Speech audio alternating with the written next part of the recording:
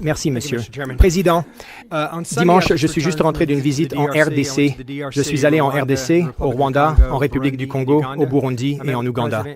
J'ai rencontré le président en RDC, le président en République du Congo, le président au Burundi et le président au Rwanda. Je suis parti, encouragé de certaines manières et découragé d'autres manières, comme vous pouvez l'imaginer. Je sens qu'il y a un potentiel incroyable dans la région pour la paix et la sécurité et pour que les tueries et le bain de sang cessent. Les ressources là-bas sont juste énormes, des dizaines de milliers de milliards de dollars en ressources. Vous savez, la RDC pourrait être l'un des pays les plus riches de la planète entière, mais je crois que certaines choses doivent se produire. Et je ne sais pas exactement quelle est la solution pour y parvenir. Je pense que, vous savez, pour que cela existe, l'Est de la RDC doit être une zone où tout le monde a un intérêt dans la sécurité et la sûreté, et la capacité pour les entreprises étrangères de venir et d'investir dans la région. Et quand je dis tout le monde, je veux dire la RDC, je veux dire le Burundi, je veux dire l'Ouganda et le Rwanda. Tout le monde qui est là. Nous savons tous en ce moment que l'Est de la RDC est une zone complètement ingouvernée. C'est comme le Far West, n'est-ce pas? Et je crois vraiment que le gouvernement à Kinshasa n'a actuellement pas la capacité de contrôler cette zone. Ils n'ont pas les ressources ni la capacité de vraiment, disons, influencer ce qui s'y passe. Et ils deviennent, en fait, à mon avis, juste une autre entité là-bas qui essaie de profiter des ressources là-bas et de prendre ce qu'ils peuvent. Et tout le monde le fait. Nous le savons, n'est-ce pas?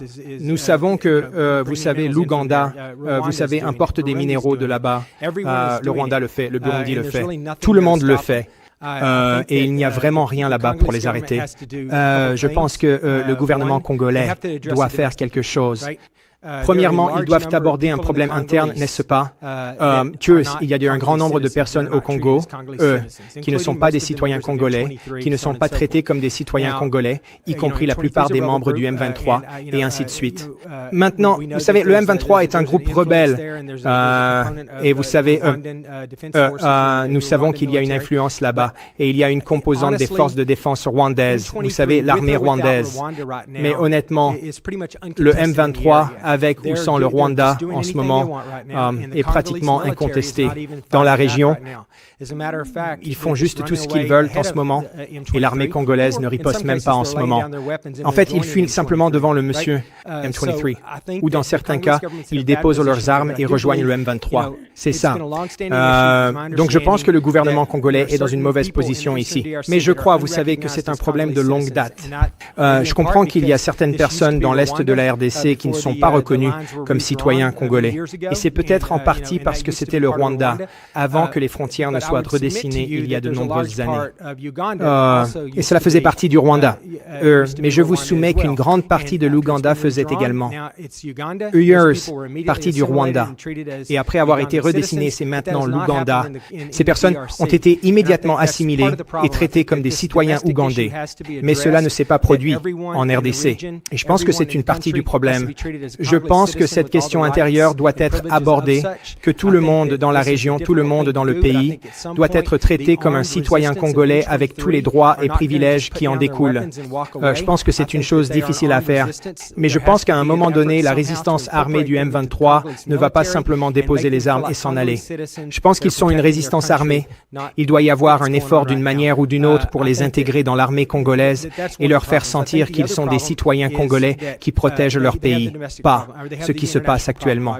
Je pense que c'est l'un des problèmes. Je pense que l'autre problème est qu'ils ont le problème intérieur ou ils ont le problème international, évidemment, qui se concentre principalement en ce moment autour de la relation avec le Rwanda. Et je pense qu'il doit y avoir une capacité pour le Rwanda et le président. J'ai parlé à Kagame, j'ai parlé à Chikasheti, j'ai parlé à eux deux. Et je pense que l'un des plus gros problèmes en ce moment est qu'ils ne peuvent pas s'entendre personnellement. Et je pense qu'à un moment donné, les gens doivent mettre de côté leurs différences personnelles. Cela doit être une région bénéfique pour tout le monde, où chacun voit un profit et où tout le monde a une raison pour que ce soit une zone de stabilité. Exactement.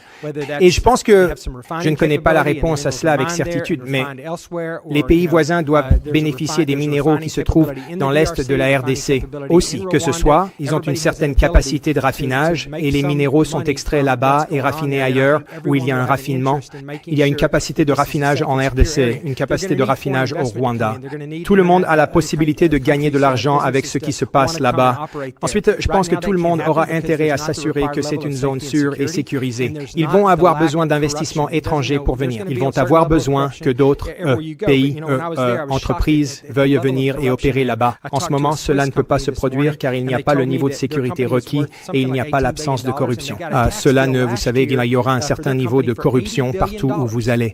Mais vous savez, quand j'étais là-bas, j'ai été choqué par le niveau de corruption là-bas. J'ai parlé à une entreprise suisse ce matin et ils m'ont dit que leur entreprise valait quelque chose comme 18 milliards de dollars. Et ils ont reçu une facture fiscale l'année dernière pour leur entreprise de 80 milliards de dollars, ce qui est ridicule. N'est-ce pas? Et donc ils ont protesté et ils ont réussi à la réduire à 1 milliard de dollars, ce qui est encore des centaines de fois plus que les bénéfices qu'ils réalisent dans l'année. Donc ils sont imposés à un taux déraisonnable. Les pots de vin, évidemment, sont un gros problème. Les Chinois peuvent se permettre de payer les pots de vin où ils sont prêts à les payer. Et vous savez, nous, en tant qu'États-Unis, beaucoup de pays ne sont pas prêts à faire cela. Donc, ils finissent par pouvoir concurrencer sans concurrence. Il y a aussi un système judiciaire biaisé. Vous ne pouvez jamais être assuré que si vous allez là-bas et que vous avez un désaccord juridique, que le jugement sera équitable, vous savez, et qu'ils statueront en votre faveur si vous avez raison. Il y a des taux de change manipulés, il y a des amendes déraisonnables. Vous savez, il y a des preuves partout que les membres du gouvernement et leurs familles deviennent immensément riches grâce à ce qui se passe là-bas, tandis que la population y meurt de faim et, vous savez, vit dans un environnement horrible. Je pense que nous devons trouver un moyen de résoudre cela. Je pense que tant que cela n'arrivera pas, beaucoup de ces autres choses ne vont pas importer.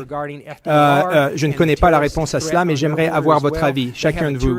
Pensez-vous que dans la situation actuelle dans laquelle nous nous trouvons, et évidemment, il y a d'autres problèmes aussi. Je veux juste mentionner aussi, juste pour le dossier, mais vous savez, il y en a certains. Ce n'est pas tout financier.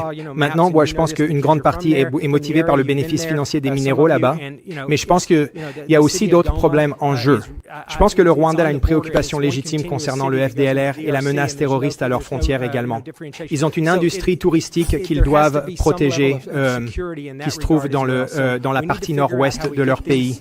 C'est vraiment juste à la frontière avec les centres de population là-bas. Si des mortiers et des roquettes commencent à tomber là-bas, il n'y a plus de tourisme. J'ai vu des cartes. Et vous savez cela parce que vous êtes de là-bas.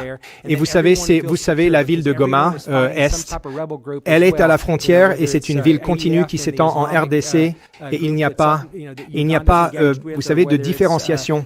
Donc, il doit y avoir un certain niveau de sécurité à cet égard également.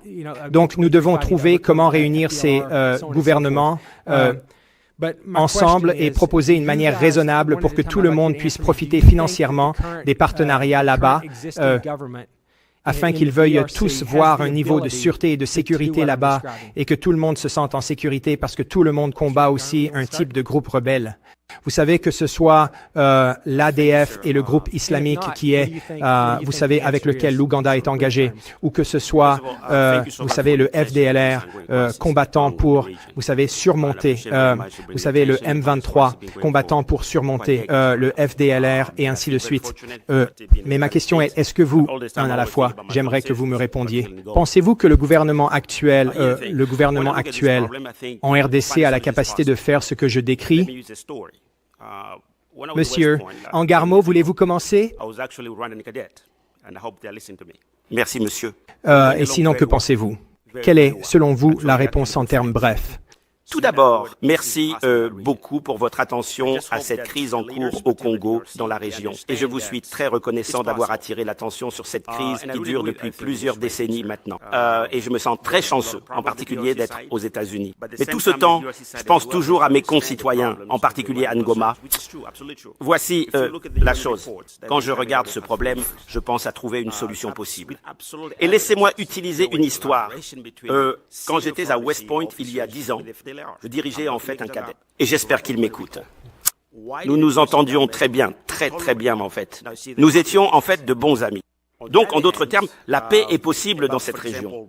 J'espère juste que les dirigeants, en particulier ceux de la RDC, comprennent que c'est possible. Et je suis vraiment d'accord avec tout ce que vous venez de soulever ici, monsieur. Il y a beaucoup de problèmes du côté de la RDC, mais en même temps, le côté de la RDC doit aussi comprendre les préoccupations rwandaises. Ce qui est vrai, absolument vrai. Si vous regardez les rapports de l'ONU qui sont sortis ces 4 dernières années, avec des preuves absolues, il y avait une collaboration entre les hauts responsables de la pharmacie et le FDLR. Je ne vais pas inventer cela. C'est dans le rapport de l'ONU. Pourquoi le gouvernement de la RDC a-t-il toléré cela? Maintenant, voyez les conséquences. D'un autre côté, à propos, par exemple, des ressources dans ces domaines, je pense qu'il y a beaucoup de mécanismes existants, économiques, politiques.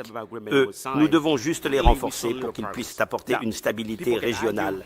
Par exemple, ce qui, je pense, est franchement l'une des meilleures choses qui soient. Si les pays de la région se concentrent réellement dessus avec les accords d'Addis Abeba, et gardez à l'esprit que les accords d'Addis Abeba sont venus juste après le M22. Encore une fois, simplement, ce sur quoi les pays de la région, en particulier le gouvernement de la RDC, devaient se concentrer, c'était la mise en œuvre des recommandations politiques qui figuraient dans cet accord, y compris le licenciement des corrompus, la mise en œuvre d'une bonne gouvernance et la réforme du secteur de la sécurité. Mais ce que nous avons vu au cours des, disons, 10 dernières années, depuis que l'accord de désarmement a été signé, c'est vraiment peu de progrès. Maintenant, les gens peuvent argumenter que le président Felicity est arrivé, n'a pas eu beaucoup de temps, mais allons, vous savez, 70, je pense que c'est suffisant pour montrer quoi faire ou les limites de ce qu'ils peuvent faire. Mais j'aime penser que, en particulier, revenir à votre question. J'aime être optimiste, mais je ne vois aucun signe positif de la part de Kinshasa, en particulier pour essayer de s'attaquer à certaines des causes profondes de la façon dont ce conflit est devenu si grave au point de ramener la région à nouveau dans le chaos que nous avons vu dans les années 90. Et en particulier parce que, et encore une fois, je souligne les rapports de l'ONU qui sont. J'aime toujours quand toutes les parties contestent le rapport. Cela signifie qu'il est crédible. C'est correct parce que vous ne pointez pas d'un seul côté. Par exemple, quand le gouvernement s'est effondré, si quelqu'un lisait de manière assez attentive et objective ce qui se passait en coulisses, c'était prévisible. C'était vraiment prévisible, pour de nombreuses raisons. Je sais qu'il n'y avait pas de stratégie militaire. C'était juste une sorte de système peut-être abusif de l'élite de la RDC à Kinshasa et qui essaie encore de faire ce qui est correct. Mais de toute façon, monsieur, je suis optimiste. Je suis très optimiste. J'espère que le prince Kagame, Takedi, tous les efforts. J'ai vu la réunion à Doha, je pense. J'espère qu'ils l'ont lu quelque part. Mais surtout, je voudrais vraiment insister sur Washington, monsieur. Washington. La plupart de ces gars regardent le leadership de Washington. Ils regardent vers Washington, en particulier l'administration Trump, ce qu'ils vont faire. Nous avons le sommet du G20 qui approche en novembre. J'espère vraiment que l'administration Trump sera engagée. Je pense que cela ne fera pas bonne impression pour tous les dirigeants du monde d'être à Johannesburg ou au Cap, avec un désordre juste à côté. Donc, nous avons encore un peu de temps, je pense, pour faire ce que nous pouvons. Et, d'une manière ou d'une autre, parvenir à une conclusion réussie dans ce sens. Merci. Tout d'abord, merci beaucoup d'avoir voyagé dans la région. Dr. Jackson, j'ai suivi votre voyage de loin et je vous salue vraiment pour vous être rendu là-bas en cette période très difficile.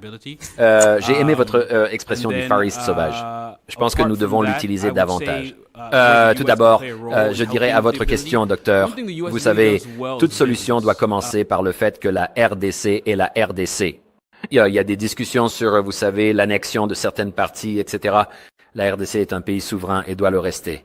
Cela dit, je pense qu'il y a absolument la possibilité d'une relation symbiotique entre la RDC, le Rwanda, l'Ouganda, le Burundi et d'autres pays. Nous avons décrit cela dans plusieurs articles que nous avons écrits lors de la dernière crise du MM23. Et je pense que cela a commencé à être suivi pour certains.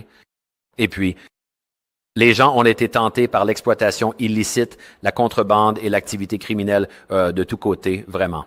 Vous avez souligné que les unités militaires de la RDC ont aidé et encouragé un groupe terroriste, le FDLR, et cela continue. Donc, toute relation, qui peut être symbiotique, doit être basée sur la transparence et la responsabilité. Ceux qui ont aidé et encouragé le MM23, ceux qui ont aidé et encouragé le FDLR, ils doivent être tenus responsables. Les États-Unis, ils se tournent vers les États-Unis. Vont-ils le faire ou non?